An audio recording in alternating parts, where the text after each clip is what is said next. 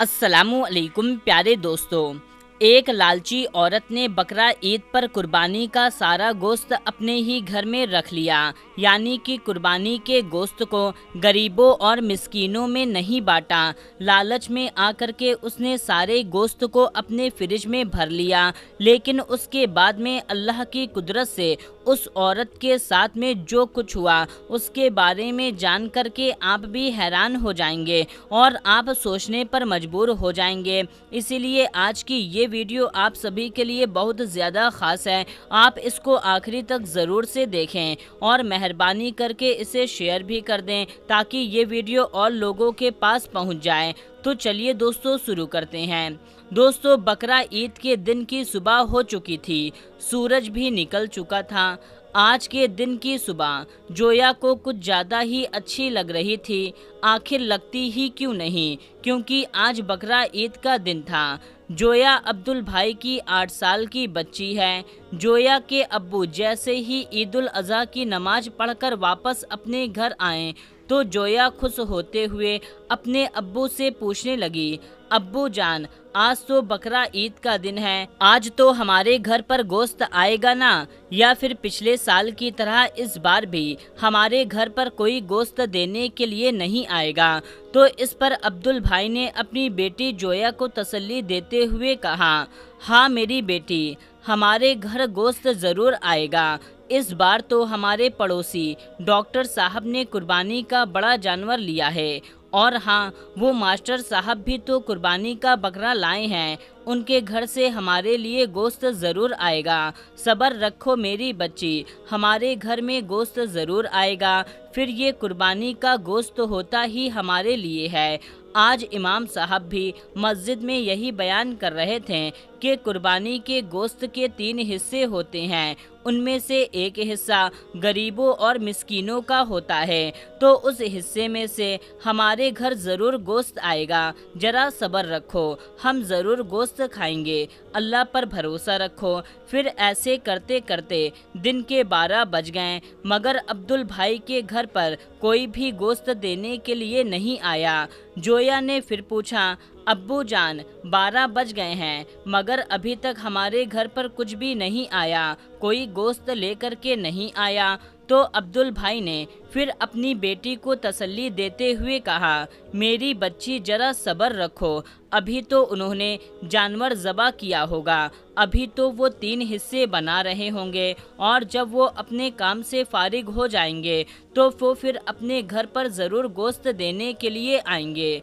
जोया ये सुनकर के कहा, अब्बू जान, हम गरीब हैं तो साल भर में सिर्फ एक बार ही जी भर के गोश्त खाना हमें नसीब होता है, ये अमीर लोग तो साल भर गोश्त खाते रहते हैं। जोया की अम्मी को ये बातें सुनकर के गुस्सा आ गया। उन्होंने जोया को एक जोरदार फटकार लगाई और कहने लगी, क्यों बार बार अपने अब्बू को तंग कर रही हो? तुम्हें दिखता नहीं तुम्हारे अब्बू कितने मायूस हो गए हैं तुम्हारे सवाल सुन सुन करके? जोया की अम्मी प्यार से अपनी बेटी को कहने लगी, ऐ मेरी प्यारी बच्ची, मैं टमाटर, प्याज और लहसुन सब कुछ काट कर रख दिया है। जैसे ही हमारे घर पर गोश्त आएगा मैं फ़ौरन गोश्त बना कर दे दूंगी, फिर तुम जी भर के खा लेना। ज़रा सब्र रखो और अल्लाह पर भरोसा रखो।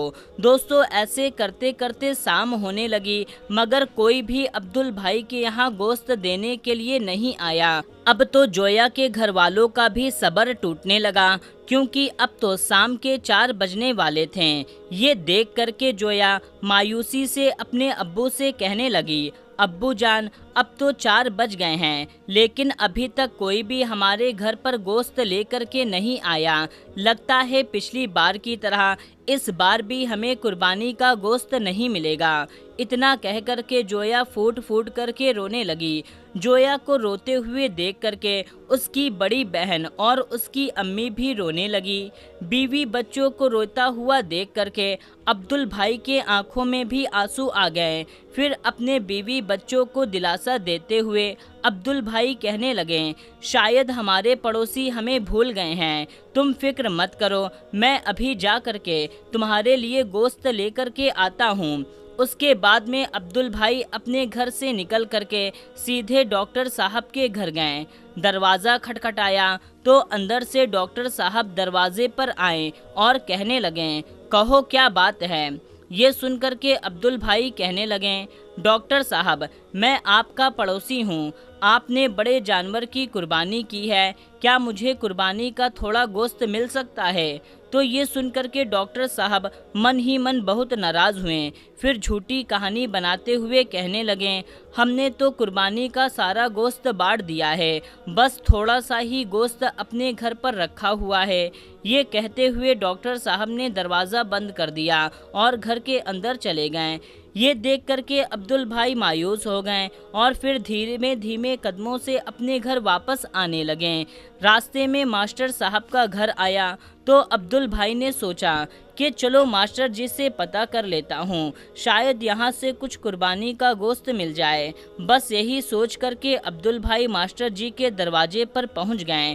دروازہ کھٹکھٹایا، اندر سے ماسٹر جی باہر آئے تو ماسٹر جی کو دیکھ کر کے عبدل بھائی کہنے لگے، ماسٹر صاحب آپ کے گھر پر قربانی ہوئی ہے، کیا مجھے قربانی کا تھوڑا گوشت مل سکتا ہے؟ تو یہ سن کر کے ماسٹر جی نے بڑی بڑی آنکھیں بنائی اور کہنے لگے، تم ذرا رکو، میں اندر جا کر پتہ کر کے آتا ہوں۔ اس کے بعد ماسٹر صاحب گھر کے اندر گئے اور تھوڑی دیر کے بعد ایک تھیلی ہاتھ میں لے کر واپس باہر آئے۔ انہوں نے وہ تھیلی عبدل بھائی کے ہاتھ میں تھما دی اور پھر اس طرح سے دروازہ بند کر کے بھاگے جیسے وہ کوئی بم پھینک کر بھاگ رہے ہوں۔ تھیلی دیکھ کر کے عبدل بھائی بہت خوش ہوئے اور پھر خوشی خوشی اپنے گھر پہنچ گئے۔ عبدل بھائی کے ہاتھ میں گوشت کی تھیلی دیکھ کر کے ان کے گھر والے بہت خوش ہوئے۔ انہوں نے جلدی سے وہ تھیلی لے کر کے اس کو کھول کر دیکھا تو دیکھ کر کے سب گھر والے رونے لگے، کیونکہ اس تھیلی میں سے 2-4 گوشت کے ٹکڑے اور باقی کی چربی تھی۔ یہ دیکھ کر کے عبدل بھائی نے نم آنکھوں سے اپنے گھر والوں کی طرف دیکھا اور کہنے لگے کہ شاید اس بار ہمارے نصیب میں قربانی کا گوشت نہیں لکھا ہے۔ اتنے میں جویا کی امی کہنے لگی، اتنی ناشکری مت کرو، اللہ تعالیٰ بہت بڑا ہے، رحم کرنے والا ہے۔ میں نے ٹماٹر اور پیاز کاٹ کر رکھے ہیں، چلو میں آپ کو اسی کو چٹنی بنا دیتی ہوں، ہم سب یہی چٹنی کھا کر کے اللہ تعالیٰ کا شکر ادا کریں گے۔ دوستو اس کے بعد میں جویا کی امی چٹنی بنانے کے لیے رسوئی گھر میں چلی گئیں کہ اتنے میں باہر سے کسی کی آواز آئی، عبدل بھائی، عبدل بھائی۔ عبدل بھائی نے باہر جا کر دیکھا تو باہر منصور چاچا کھڑے تھے۔ منصور چاچا بازار میں سبزیوں کا ٹھیلا لگاتے ہیں۔ ان کے ہاتھ میں ایک تھیلا تھا جس میں 3 سے 4 کلو گوشت بھرا ہوا تھا۔ انہوں نے کہا، میرا بیٹا آیا ہے شہر سے، ہمارے لیے بہت سارا گوشت لے کر آیا ہے، ہم اتنا نہیں کھا سکتے، ہم نے اپنی ضرورت کے حساب سے گھر میں گوشت رکھ لیا ہے اور باقی کا گوشت میں آپ کے لیے لے کر آیا ہوں۔ آپ بھی اپنے گھر میں گوشت پکائیں اور خوشی خوشی کے ساتھ بقرہ عید کا تہوار منائیں۔ اتنا سارا کچھ دیکھ کر کے عبدل بھائی کے گھر میں خوشی لوٹ آئی اور سب نے منصور چاچا کو بہت دعائیں دی، اللہ تعالیٰ کا شکر ادا کیا۔ اس کے بعد میں جویا کی امی نے جلدی جلدی گوشت پکایا اور اپنے بچوں کو پیٹ بھر کر کے گوشت کھلایا۔ اس کے بعد عبدل بھائی سب گھر والوں نے قربانی کا گوشت کھا کر کے اللہ کا لاکھ لاکھ شکر ادا کیا۔ اب دوستو ادھر آپ اللہ تعالیٰ کی شان دیکھیے کہ اس شام کو ایک زوردار طوفان آیا۔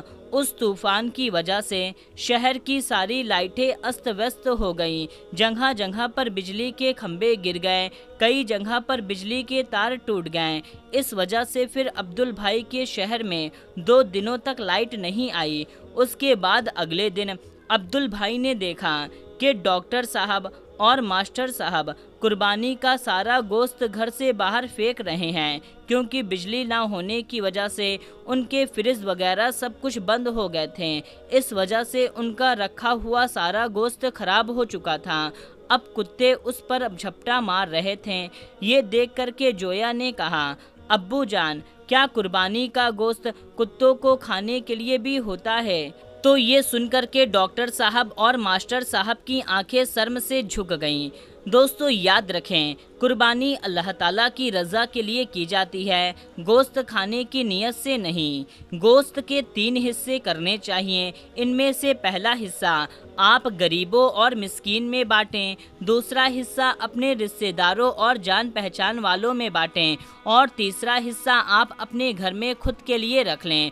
दोस्तों ऐसा करना बहुत अच्छा काम है और ऐसा करने से जिनके घर में कुर्बानी नहीं हुई है उनको भी गोश्त खाने को नसीब होगा। तो मेरे प्यारे दोस्तों, आज के इस वीडियो का हमारा मकसद यही है कि जिनके घर में कुर्बानी नहीं हुई है आप ये पहले से ही पता कर लें कि फला घर में कुर्बानी नहीं हुई है, और जैसे ही आपके घर में कुर्बानी हो आप सबसे पहले उनके ही घर में कुर्बानी का गोश्त बांटें। ऐसा करने से अल्लाह तबारक व तआला और उसके प्यारे नबी हज़रत मोहम्मद सल्लल्लाहु ताला अलैहि वसल्लम आपसे राज़ी होंगे। तो मेरे प्यारे दोस्तों, उम्मीद करते हैं आपको ये वीडियो ज़रूर से पसंद आई होगी। तो आप इस वीडियो को लाइक करें और सदकाए जारिया की नियत से, सवाब की नियत से इस वीडियो को ज़्यादा से ज़्यादा लोगों तक शेयर कर दीजिए।